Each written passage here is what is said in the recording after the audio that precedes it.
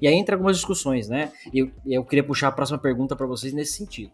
Vocês acham que vale integrar o Dast na esteira? Tipo, fez deploy, já roda o Dast? Ou não? Cara, depois que eu fiz o deploy, tem uma série de coisas que vai acontecer nesse ambiente, eu posso fazer um teste manual. O que vocês acham? Depende da aplicação que você está usando de Dash.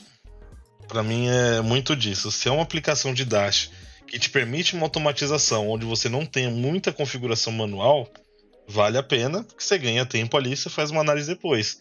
Desde que seja rodado de modo assíncrono, onde não segura o tempo de esteira, porque sabemos que o Dash ali vai segurar pelo menos uns 30, 40 minutos, sendo uma aplicação minúscula. Se for uma aplicação grande, então vai horas ali.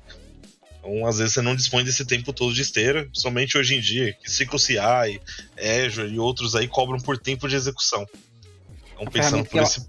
É um teste que demanda muito mais tempo, né? Isso. Até porque ele vai testar diversos cenários ali, né? São cenários diferentes, ou o próprio teste será um teste de estresse, né? Então, são coisas... Acho que eu só mudaria ali, concordo com o que você disse, mas eu só mudaria que, tipo, depende. Acho que eu aplicaria para todo mundo. Se tem que garantir segurança para essa aplicação, então já faz integração com ela ali e manda embora.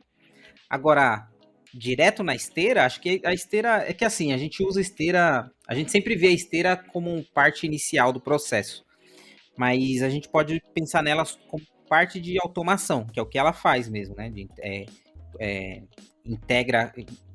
Integração contínua. Continuous integration e continuous delivery. E continuous delivery. Então, você vai estar na parte do CD ali, porque antes de você entregar realmente aquela aplicação e garantir que ela não tem nada, tipo, ela já está livre de vulnerabilidade, você faz seus testes, você analisa, você identifica o que precisa, ou melhor, talvez ela dispare o scan neste momento, mas como o Marcos falou, ela está assíncrona, o seu processo continua, ela vai entregar lá para a produção que você precisa, e lá na frente ele pode levantar alguma issue, falar, opa, essa aplicação ela está vulnerável nesse ponto aqui. Então pode ser que você gere uma issue depois que ela já foi para produção. Então acho que vale estar dentro da esteira, mas talvez não travando ela, né? E daí aí entra a política de segurança, aí depende da velocidade de entrega da empresa, do nível de segurança, do risco que deve ser corrido, que você pode correr, né? Então, acho que depende de políticas de segurança, né? Acho que não da aplicação em si. Boa. Complementando isso daí que vocês falaram, o que eu faria, né? Depende de N fatores mesmo para colocar um Dash na esteira. Pensando em automação, né, o CI, né, Continuous Integration, literalmente contínua, tem que estar lá em algum momento. Para isso ser aplicado da melhor forma, para não acontecer o que o Marcos falou, qualquer aplicação minúscula vai demorar meia hora fácil um Dash, porque para quem não sabe, né, voltando um pouquinho aí, o Dash basicamente vai fazer um crawling. Né? O que é um crawling? Imagina você entrar num site, você tem que clicar em todos os links possíveis que tem naquele site, navegar em todos os campos, todos os formulários, todas as páginas, todos os URLs, tudo possível que tem ali. É isso que um crawling vai fazer. Então ele vai navegar, vai testar, ele vai achar um campo, ele vai testar vários payloads naquele campo, várias strings diferentes, SQL injection, cross-site scripting, uma bateria de testes que aumenta, né, exponencialmente o teste. Então Exatamente. Você tem uma entrada, por exemplo, ele vai jogar N payloads ali para testar isso, né? Exato. Então, assim, isso por si só já vai tomar tempo. Atrelado ao fator de você estar acima do protocolo HTTP. Então, mesmo que você esteja na mesma rede, né, você tem ali uma latência de rede para esse teste acontecer. Naturalmente, o protocolo ele é mais lento, né? Tá falando de TCP, por exemplo. Então, o HTTP ele é mais lento. Então, você tem a própria conexão de internet, enfim. Alguns fatores vão contribuir para a performance do scan. Por isso que muita gente é frustrada com Dast. E aí fica a dica aí pro pessoal que tá ouvindo. Ó. Por que você é frustrado com o seu Dast hoje? Porque você aperta o botão de scan e você quer que em 5 minutos esteja resolvido. Ou igual você faz no SAST, por exemplo. O SAST, dependendo da ferramenta, em 30 minutos, em 30 mil linhas de código, em menos de um minuto você escaneou. Porque é memória, é código, é outra coisa. O Dast não, você tem um crawling, tudo por trás, como a gente já comentou. Então, para que você... Manda. Pro SAST é mais fácil porque ele vai fazer aquela análise semântica do negócio, né? Ele não precisa testar. Ele vai olhar e vai falar, aqui pode entrar o tipo de string ou não pode? É uma foto, né? É uma foto do código, né? Então para ele é mais fácil. O fluxo ali em geral é mais fácil. Por isso que o Dast, para esse sucesso na esteira ser garantido, não pode ser simplesmente a configuração padrão de scan.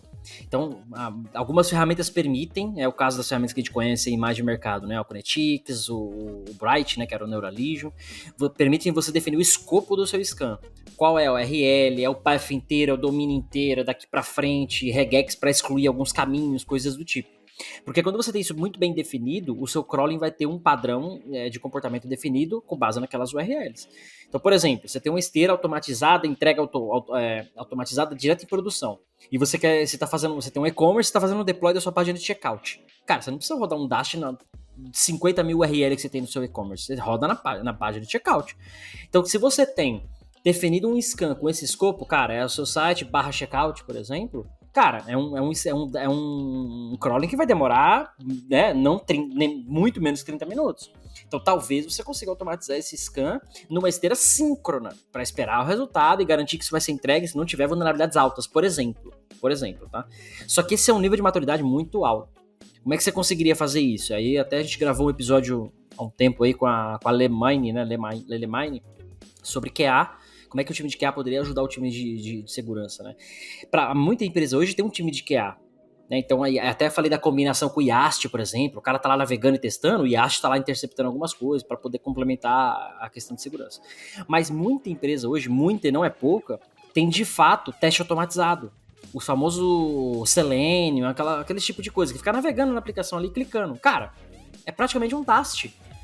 Se você já tem isso, bota o teu Selenium para gravar o RAR, por exemplo, da navegação, exporta isso lá do browser, importa isso no seu Dash e pronto, você tem um escopo definido. Você tem lá um caso de teste para checkout, um caso de teste para login de usuário, um caso de teste para logout, um caso de teste para vários cenários. Você não faz teste automatizado de tudo. Até pode ter um teste de regressão para fazer tudo. Mas você já tem esses testes pré-definidos, os casos de teste. Esses mesmos casos podem servir para o seu Dash. E aí eles vão ter um escopo muito mais definido, consequentemente uma performance melhor, um resultado melhor, e aí esse sucesso do Dash na esteira vai ser justificado? Não, ele vai acontecer. Caso contrário, você vai botar na esteira, e aí é o que o Marcos trouxe bem destacado, de forma assíncrona, porque vai tomar muito tempo, né? Você não quer barrar isso,